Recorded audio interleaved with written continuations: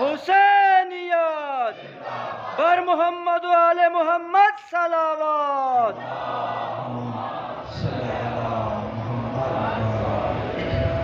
فاتحہ. بسم اللہ الرحمن الرحیم.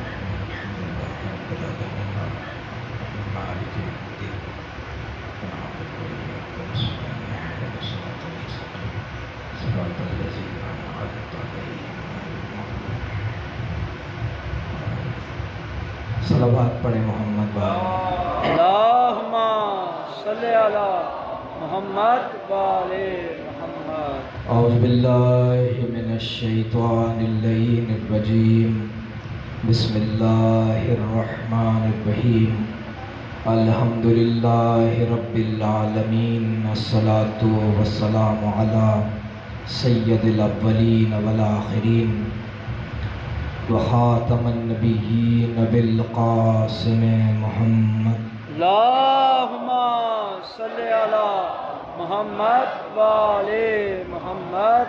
ثم الصلاۃ والسلام علی الامام الحق بالحق مع الحق الى الحق علی الحق وسیع الرسول وباب علم الرسول اعانی علی ابن ابی طالب. اللہم صلی علی محمد و آل محمد. ثم الصلاۃ والسلام علی اہل بیت الطیبین الطاہرین المعصومین.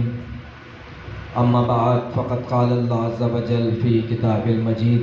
بسم اللہ الرحمن الرحیم. قل لا اسألکم علیہ اجرا الا المودۃ فی القربى. صلوات پڑھیں محمد. اللہم صلی علی محمد و آل محمد. سب سے پہلے دعا گو ہوں پروردگار عالم بانیان فرش ازا کی توفیقات میں اضافہ فرمائیں. الہیہ ہم سب کے مرحومین کی مغفرت فرمائیں. الہیہ آپ سب کا اس فرش ازا پر آنا قبول و مقبول فرمائیں. الہیہ ان تمام دعاؤں کی قبولیت کے لیے مل کر بآواز بلند صلوات ہدیہ کریں. اللہم صلی علی محمد و آل محمد. اجازت. عشرہ محرم الحرام کی یہ پہلی مجلس ازا جس کا عنوان جس عشرے میں جس دسترخوان پر ہم ہوں گے وہ عنوان ادائیگی اجر رسالت ہوگا. ماشاءاللہ. توجہات اگر میری جانب رہیں، بزرگان اگر آگے تشریف لے آئیں تو بہت بہتر ہوگا. محمد صلی اللہ. اللہم صلی علی محمد و آل محمد. ایک اور صلوات ہدیہ کریں. اللہم صلی علی محمد و آل محمد. بزرگان تشریف فرمائیں. عشرے محرم الحرام کی پہلی مجلس ازا آج اس عنوان سے قریب ہونے کے لیے اور اس فرش ازا اور اہل بیت کی معرفت اور ادائیگی کو سمجھنے کے لیے چند باتیں عرض کروں گا اگر آمادہ ہیں سب. ماشاءاللہ. ہر سال بزرگان سے جو جوانوں کی تعداد زیادہ ہے، ہر سال فرش ازا بچتا ہے، ہر سال مجلس ازا ہوتی ہے. جب محرم کا چاند نمودار ہوتا ہے تو انسان جو اہل بیت سے عشق رکھنے والا ہے، جو اہل بیت سے محبت رکھنے والا ہے، وہ اپنے گھر کو چھوڑ کر اپنے گھر کو ازا خانہ بنا لیتا ہے. ماشاءاللہ. یعنی اس کا گھر اب کوئی معمولی گھر نہیں ہے، وہ جگہ بن چکی ہے جہاں فاطمہ زہرا آتی ہے. واہ واہ کیا بات ہے. ماشاءاللہ. وہ کوئی معمولی جگہ نہیں رہے گی. اب انسان جوان بزرگوں سے یہ سوال کریں کہ ہر سال ماہ محرم الحرام آتا ہے اور ہر سال ہم فرش ازا بچھاتے ہیں، کوئی تو زندگی میں ایسا سال آئے کہ جس سال ہم عزاداری سید الشہداء نہیں کریں. کبھی ایسا ہوا کہ کوئی سال ایسا آیا ہو کہ جس سال ہم نے عزاداری سید الشہداء نہیں کی؟ نہیں، پوری زندگی گزر گئی. جو سال آئے گا چاند محرم کا نمودار ہوگا ہم فرش عزا پر آئیں گے.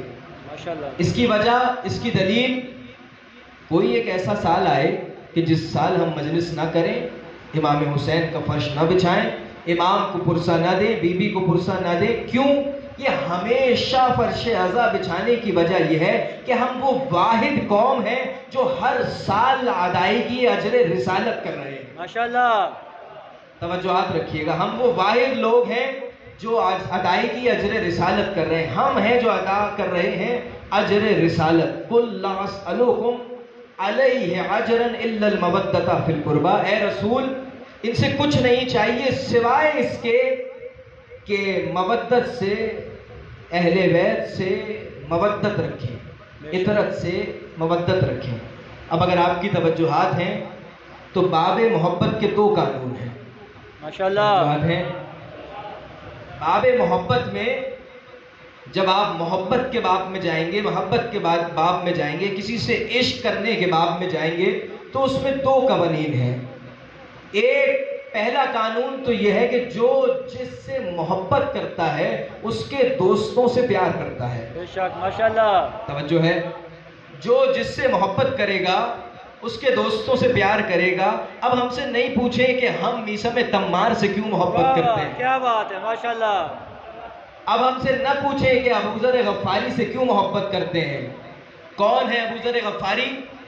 اگر اجازت ہے تو یہاں سے آگے بڑھوں. ابو ذر غفاری کون؟ ابو ذر غفاری کہ جب ولایت کا اعلان ہوا ہے تو پہلی شخصیت ہے سلمان فارسی جنہوں نے ولایت کے اعلان کو تسلیم کیا ہے، اور دوسری شخصیت ہے ابو ذر غفاری جنہوں نے کہا میرے مولا علی ہیں. ماشاءاللہ. یہ ابو ذر غفاری دوسری شخصیت. جنگ تبوک ہے اور رسول اللہ چلے اس جنگ کی جانب.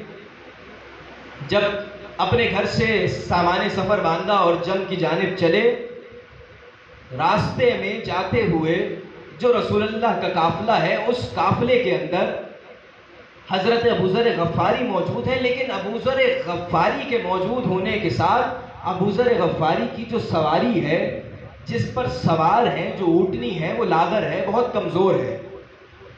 ابو ذر جانتے ہیں کہ اس میں تاب نہیں ہے، اس کے اندر ہمت نہیں ہے، کچھ سفر کرے گی اور اس کے بعد اس کا سفر تمام ہو جائے گا. لیکن ابو ذر کے پاس کوئی اور سواری موجود نہیں تھی. اسی سواری پر چلے حضرت ابو ذر، اور جاتے جاتے حضرت ابو ذر رسول اللہ کے اس کاروان کے ہمراہ ہیں جو کارواں ان کے ساتھ جا رہا ہے. لیکن ایک مقام ایسا آیا کہ ابو ذر اس کارواں سے پیچھے ہوتے رہے. توجہ فرمائیے گا. ابو ذر اس کارواں سے پیچھے ہوتے رہے اور ایک وقت ایسا آیا کہ ابو ذر پیچھے رہ گئے، وہ کارواں آگے بڑھ گیا. ماشاءاللہ. توجہ ہے. ایک وقت ایسا آیا کہ ابو ذر پیچھے رہ گئے اور کارواں آگے بڑھ گیا. بہت سارے لوگ رسول اللہ کے پاس جا کے کہنے لگے ہم نہ کہتے تھے کہ ابو ذر آپ کے ساتھ سچے نہیں ہیں. اللہ اکبر. ہم نہ کہتے تھے ابو ذر سچے نہیں ہیں، ابو ذر ساتھ چھوڑ دیں گے. رسول اللہ نے کہا نہیں، انتظار کرو، کچھ دیر گزرے گی، مجھے یقین ہے کہ ابو ذر آئیں گے. ماشاءاللہ. اب حضرت ابو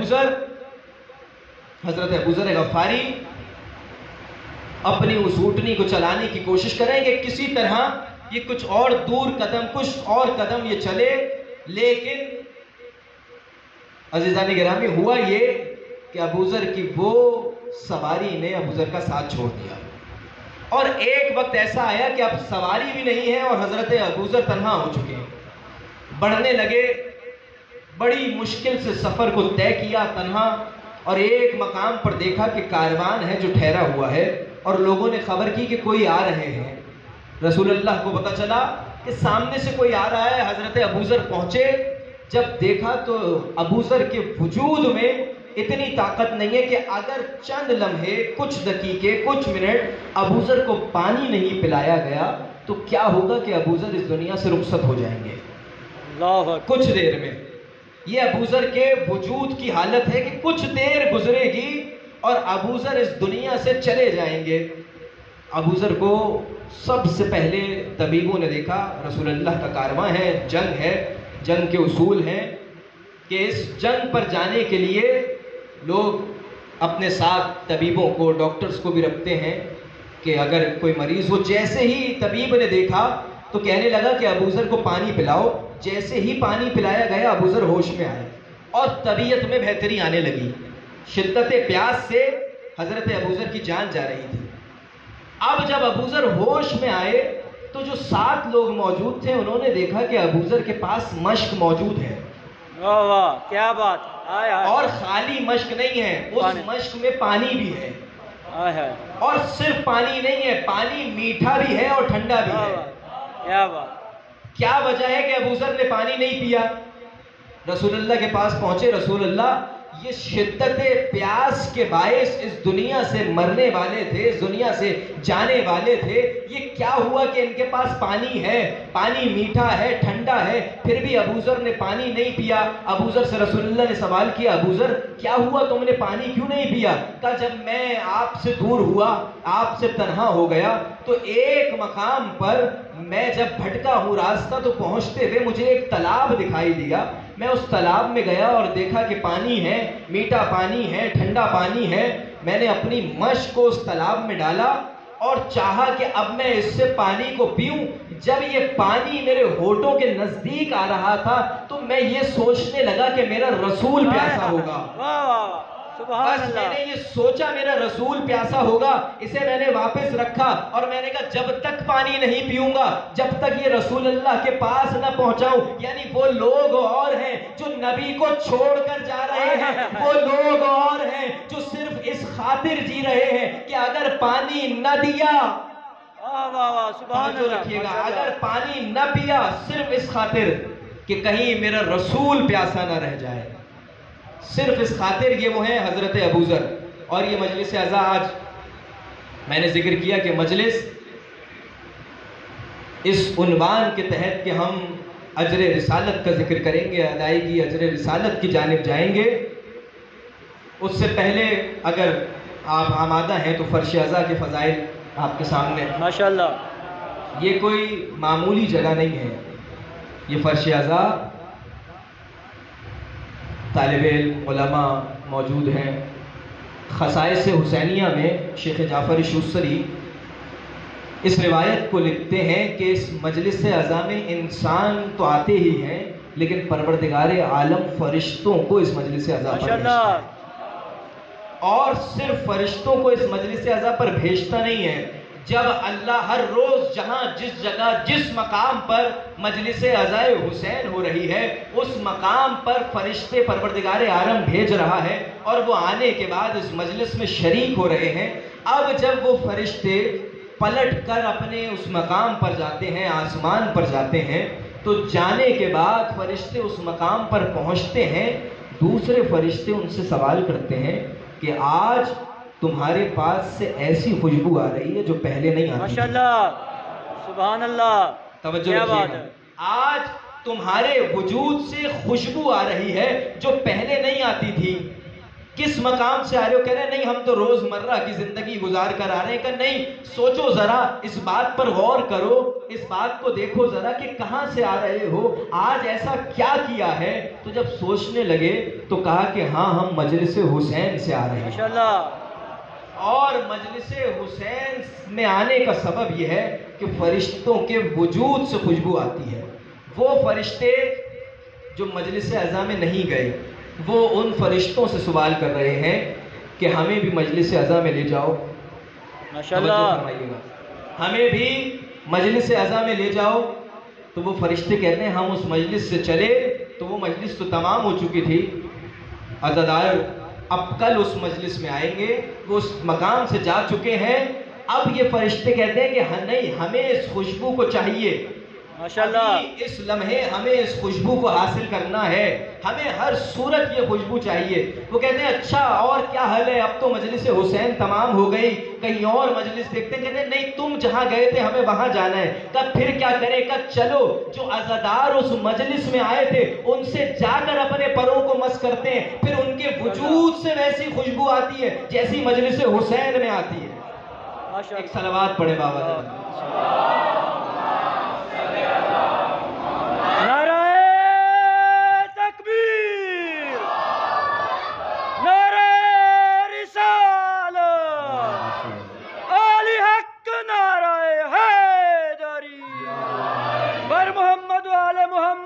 अलावा सल्ले अला मोहम्मद व आले मोहम्मद। یہ ہے مجلس عزائے حسینی کہ माशाल्लाह جو فرش عزا کی فضیلت کی ہے. اور پھر اس کو آگے کیا لکھ رہے ہیں، خاص توجہ فرمائیے گا.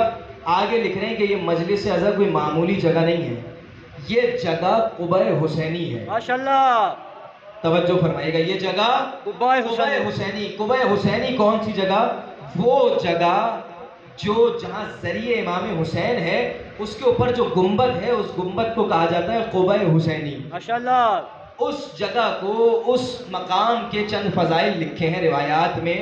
اس میں سے ایک فضیلت یہ ہے کہ یہ وہ جگہ ہے کہ جس جگہ کوئی دعا مانگے تو ہو نہیں سکتا، رد ہو جائے. واہ واہ سبحان اللہ. اس माशाल्लाह وجہ سے اس مجلس عزا کو قبہ حسینی قرار دیا. اس مجلس میں آنے کے بعد کوئی امام حسین کو وسیلہ بنا کر دعا کرے تو ہو نہیں سکتا اس کی دعا رد ہو جائے. माशाल्लाह. اللہم صلی علی محمد و آلِ محمد. یہ قبہ حسینی کے جو فضائل ہیں اس میں سے ایک فضیلت یہ، اور پھر ایک فضیلت یہ کہ اس مجلس حسین میں آنے کے بعد جب انسان یہ سوچے کہ میں نے جو دعا مانگی ہے یا میرے گناہ باقی ہیں، تو یہ سوچنا گناہ میں شمار ہوگا. اللہ اکبر. اللہ توجہ فرمائیے گا، یہ سوچنا گناہ میں شمار ہوگا کہ ہم دروازہ حسین پر آئے اور ہمارے گناہ باقی رہے. تکرار نہیں ہوگی ان گناہ کی. مجلس حسین کے جو پیغامات ہیں کہ گناہ کی تکرار نہیں ہوگی، لیکن بعض میں خصائص حسینیہ میں لکھا ہے کہ یہ وہ مقام ہے کہ اگر انسان، جس طرح وہ حج سے پلٹنے والوں کے لیے کہا گیا ہے نا کہ جب حج سے پلٹ رہے ہیں تو گویا ایسے ہیں کہ جیسے ماں کے پیٹ سے آئے ہیں، کوئی نہیں کیا. اسی طرح مجلس حسین میں جو آیا ہے وہ یہ سوچ کر جائے کہ اب میں نے گناہ نہیں کرنا. ماشاءاللہ. اور پھر اس کے یہ فضائل بیان کرنے کے بعد ہمارے آپ کے امام تقی علیہ السلام، اللہم صلی علی محمد و آلِ محمد. وقت کے امام ہیں. ہر ائمہ نے، توجہ چاہوں گا آپ کی، خصوصاً ہر ائمہ نے اپنی زندگی میں چند نصیحتوں کو ہمیشہ تکرار کے ساتھ نصیحت کی ہے. ماشاءاللہ. یعنی جب کوئی ان کے پاس آئے گا، حضور آئے گا، ان کے ساتھ کچھ دیر نشست کرے گا، اس کے بعد جب جائے گا تو امام چند نصیحتیں فرماتے ہیں، جس میں سے ایک نصیحت امام یہ فرما رہے ہیں کہ تم جا رہے ہو، اب یہ یاد رکھنا کہ اپنی زندگی میں ایک مرتبہ میرے جد حسین کی زیارت کرنا. واہ واہ. ایک مرتبہ. میں آگے عرض کروں گا کہ حج کے لیے دو طرح کے قوانین آئے ہیں، اگر توجہات ہیں آپ کی. ماشاءاللہ. حج کے لیے انسان صاحب صحت ہوگا، یعنی اس کے وجود میں کوئی تکلیف نہیں ہوگی تو اس پر حج واجب ہے. ماشاءاللہ. صاحب صحت ہوگا، اس پہ حج واجب ہے. دوسرا صاحب ثروت ہوگا، جس کے پاس پیسے نہیں ہیں، پروردگار عالم نے نہیں کہا کہ وہ حج کرے. ماشاءاللہ. جس کے پاس مال ہوگا، دولت ہوگی، ثروت ہوگا، ثروت مند ہوگا، وہ حج کرے گا. اس کے علاوہ اس کے پاس صحت ہونی چاہیے. اللہ کے گھر جا رہا ہے، وہاں کے اعمال اتنے زیادہ ہیں کہ کوئی بیمار آدمی کہ پروردگار عالم نے حکم ہی نہیں کیا کہ تمہارے پاس پیسے ہیں، صحت نہیں ہے، اپنا حج کسی اور سے کراؤ جس کے پاس صحت ہے. ماشاءاللہ. لیکن تمہارے پاس یہ دونوں چیزیں ہونی چاہیے. کس لیے؟ کہ اللہ کے گھر جا رہے ہیں حج پر، تو صاحب صحت بھی ہوں گے، صاحب ثروت بھی ہوں گے، پیسہ بھی ہو اور صحت بھی ہو. لیکن کربلا جانے کے لیے شرط نہیں ہے. ماشاءاللہ. امام فرما رہے کہ اگر تمہارے پاس پیسے نہیں ہیں اور تمہارے پاس مال نہیں ہے، تم مریض ہو، تمہارے پاس پیسے نہیں ہیں، امام صادق فرما رہے ہیں کہ تم جاؤ کسی سے قرض لو، لیکن میرے جد حسین کی زیارت پر جانا. سبحان اللہ. تمہارے پاس مال نہیں ہے، دولت نہیں ہے، کوئی مسئلہ نہیں ہے. تمہارے پاس صحت نہیں ہے، کوئی مسئلہ نہیں ہے. صحت نہیں ہے، اب حسین کے پاس جا رہے ہو، صحت عطا کریں گے. واہ واہ کیا بات ہے. ماشاءاللہ. اب تم کسی معمولی جگہ نہیں جا رہے ہو. تو امام تقی علیہ السلام نے فرمایا اپنے ایک چاہنے والے کو جو ان کے پاس سے سفر کر کے کربلا کے نزدیک پہنچ رہا تھا، ان کے اس علاقے کا رہنے والا ہے، کربلا کے نزدیک پہنچ رہا ہے، کیا دیکھا کہ امام سے تو رخصت نہیں لی، امام سے ودا ہو کے نہیں چلا، واپس اپنے سفر کو بدلا، امام کی بارگاہ میں آیا، امام تقی سے عرض کرنے لگا مولا آپ کے جد حسین کی زیارت کو جا رہا ہوں، آپ نے بارہا ہمیں فرمایا کہ جاؤ میرے جد حسین کی زیارت کرو، آپ سامرہ میں ہیں، میں جا رہا ہوں آپ کے جد حسین کی زیارت کرنے، کوئی چیز میرے لیے فرمائیے کس طریقے سے اعمال کو انجام دوں۔ تو امام نے کیا عجیب فکرہ فرمایا ہے، ذرا توجہ کیجیے گا۔ امام فرما رہے ہیں کہ تم جب جاؤ تو قبہ حسینی میں جا کر اس مقام پر جا کر جہاں ذریعہ امام حسین ہے، میرے حق میں دعا کرنا کہ مجھے کچھ دن سے علالت ہے، کچھ بخار ہے، پروردگار مجھے بے حق حسین شفا دے۔ یہ کوئی معمولی انسان سوال نہیں کر رہا، میں اور آپ جب مریض ہوتے ہیں تو دعا کرواتے ہیں، یہ شخص کیونکہ سفر سے آیا، سفر سے واپس پلٹا ہے، آدھے سے زیادہ اس نے سفر پہلے تمام کیا تھا، امام کی بارگاہ سے گیا اور سوچا نہیں کہا کہ جا کے امام کے لیے یہ کہوں گا، اس پہ زیادہ تفکر اور تعقل نہیں کیا، پہنچا امام کی بارگاہ میں، امام حسین کی بارگاہ میں، سب کے لیے دعائیں کرنے لگا، اور بلند آواز سے، عرب کا طریقہ ہے کہ وہ دعا کرتے ہیں، جب بلند آواز سے دعا کرنے لگا تو کرتے کرتے اس نے کہا کہ اے امام حسین، امام تقی کو شفا عنایت کرے۔ جب یہ الفاظ ساتھ کھڑے ہوئے مومنین نے، زائرین نے سنے تو اس کو روکا کہ تم یہ کیا کہہ رہے ہو، تم اپنی شفا مانگو، تم اپنے والدین کی شفا مانگو، ان کی مغفرت مانگو، تم اپنے کاموں کو سہل ہونے کے لیے، آسان ہونے کے لیے ان کا حل امام حسین سے مانگو، وہ تو خود امام ہیں جن کے لیے تم کہہ رہے ہو، تمہیں نہیں معلوم رسول فرما کے گئے ہیں کہ ہمارا پہلا محمد ہے، ہمارا اوسط محمد ہے، ہمارا آخری محمد ہے، ہم سب محمد ہیں، تو یہ سب محمد ہیں، تم یہ کیوں کہہ رہے ہو؟ کہا یہ میں خود نہیں کہہ رہا، مجھے امام نے حکم دیا ہے۔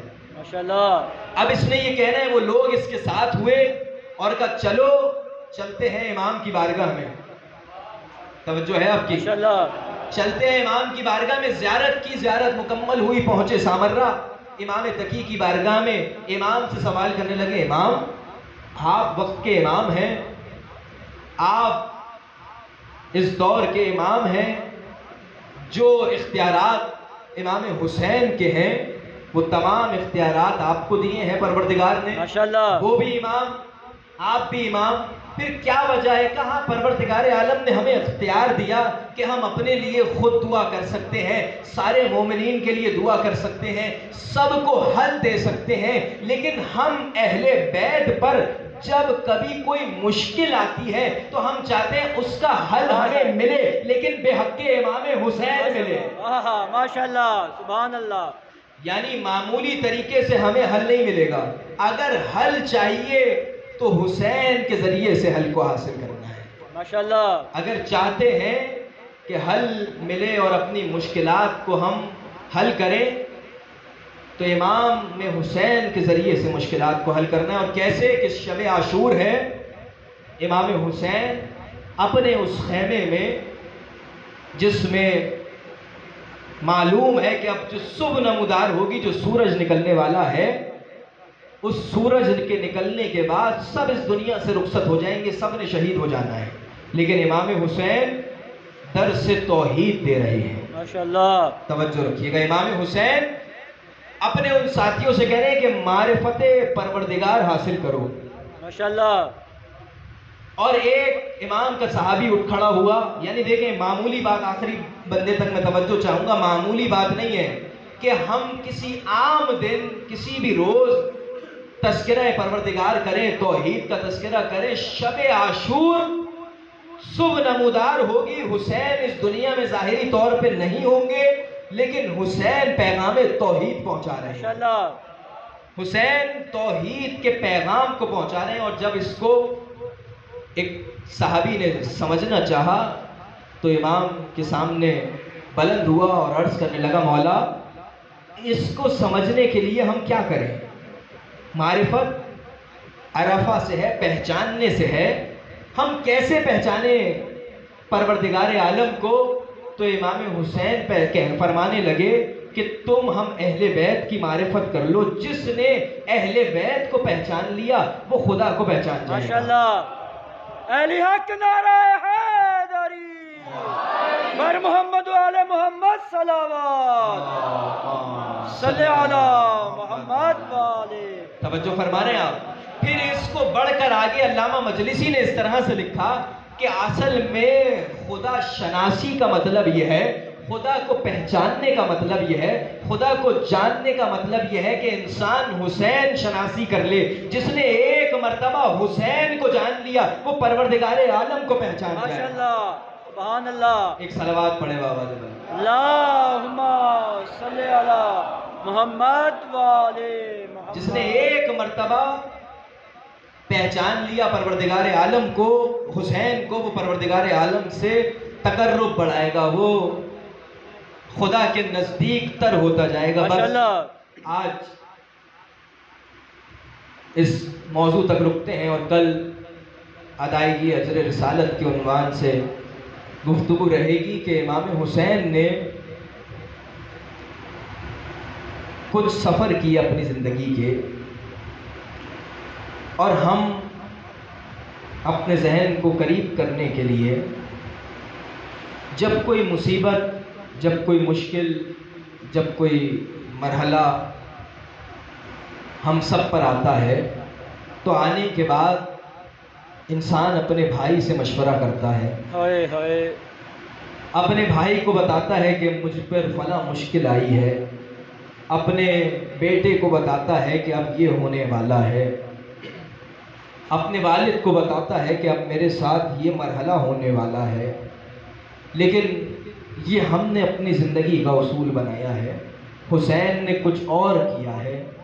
جب دربار میں خبر ہوئی کہ حسین کو لایا جائے اور حسین دربار کی جانب بڑھنے لگے تو اپنے گھر سے جب نکلے ہیں تو ایک کنیز کو بلا کر کہتے ہیں، کنیز جاؤ اور جا کر ذرا زینب کو خبر کرو۔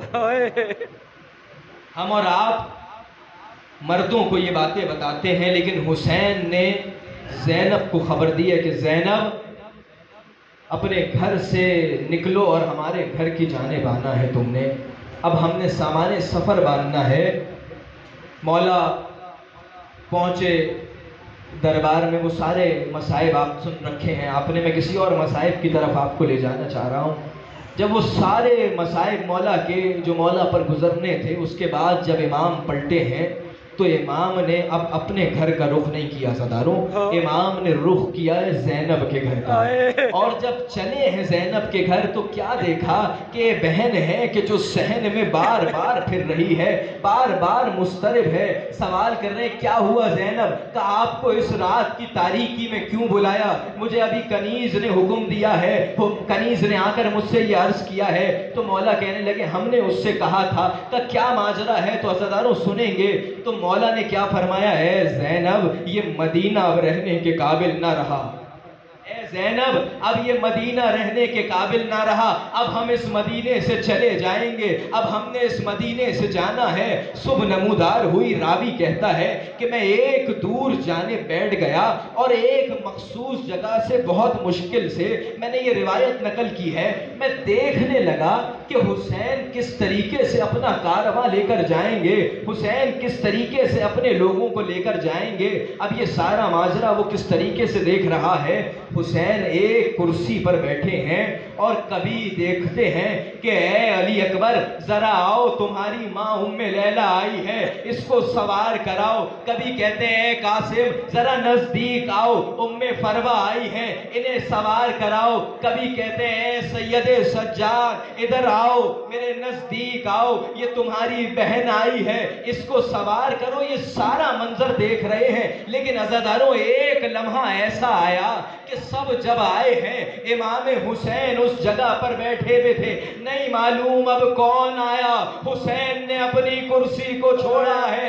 کہا دائرہ بناؤ، کہا کیا ہوا، کہا عباس نزدیک آؤ، علی اکبر نزدیک آؤ، قاسم نزدیک آؤ، کہا وجہ کیا ہے، کہا میری بہن زینب آ رہی ہے، سب مل کر زینب کو سوار کہیں گے، میں کہوں گا مولا اے آقا کاش کربلا میں دیکھتے 10 محرم کے بعد زینب پکار رہی ہے، کہاں ہے میرا علی اکبر، کہاں ہے میرا علی اکبر۔ اور سنیں گے عزادارو امام رضا نے جو روایات کو نقل کیا ہے، ذرا یہ مصائب سنیے گا، آج کے دن کے مصائب ہیں۔ امام رضا کے گھر میں جب رونا آئے، گریہ آئے، امام باقر نے چند چیزوں کو نقل کیا، امام رضا نے نقل کیا، جب مدینے کے رہنے والے یا مشہد کے رہنے والے اس مشکل میں گرفتار ہوتے تھے کہ اب کیا ہوگا، کہ چاند ہے یا نہیں ہے، عزاداروں سنیں گے تو وہ چاند کی طرف نہیں دیکھتے تھے، امام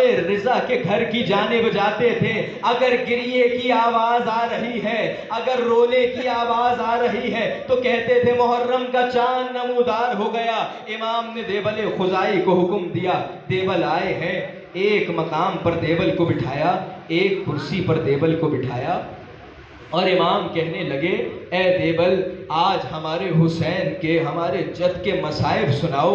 دیبل نے مصائب پڑھنا شروع کیے، مصائب پڑھتے پڑھتے کہا اے فاطمہ زہرا ذرا بقیے کو چھوڑیں اور چلیں، ذرا آئیں کربلا کی گرم ریت پر، ایک جانب حسین کا علی اکبر ایڑیاں رگڑ رہا ہے، بس یہ کہنا تھا، اب بس یہ کہنا تھا کہ آگے جملہ کیا پڑھا ہے سنیں گے عزاداروں، کہ اے فاطمہ زہرا اب بقیے کو چھوڑیے، آپ کے حسن کا لال قاسم ایک جانب پامال ہو رہا ہے۔ یہ سارے مصائب پڑھنے کے بعد جب وہ مصائب پڑھ کے اترنے لگا تو امام رضا نے کہا اے دیبل یہ میں نے ایک شعر لکھا ہے، یہ شعر ذرا پڑھ کر سناؤ۔ دیبل نے مصائب پڑھے کہ اے فاطمہ زہرا جب کربلا کے سارے مظلوموں پر رو چکے تو ذرا رخ کیجئے گا مشہد مقدس کا، مشہد میں آپ کا ایک غریب بیٹا مارا جائے گا۔ بس یہ سننا تھا کہ دیبل خزائی نے کہا مولا مجھے نہیں معلوم کون ہے جو مشہد میں شہید ہوگا۔ امام نے حکم دیا تھا، امام کے گھر والے بہنیں موجود تھیں، بس یہ کہنا تھا کہ دیبل سے امام نے کہا کہ میں ہوں امام رضا تمہارا امام جو مشہد میں شہید ہوگا۔ بس کنیس نے پردہ ہٹایا، اس سے زیادہ مصائب نہ پڑھنا۔ کا وجہ کیا ہے؟ کا وجہ یہ ہے فاطمہ معصومہ بے ہوش ہو گئی، میں کہوں گا بی بی برداشت نہ ہوا، وہاں زینب 70 قدم سے دیکھ رہی ہے حسین کے گلے پہ خنجر۔ اِنَّا لِلَّهِ وَإِنَّا إِلَيْهِ رَاجِعُونَ ماتم حسین۔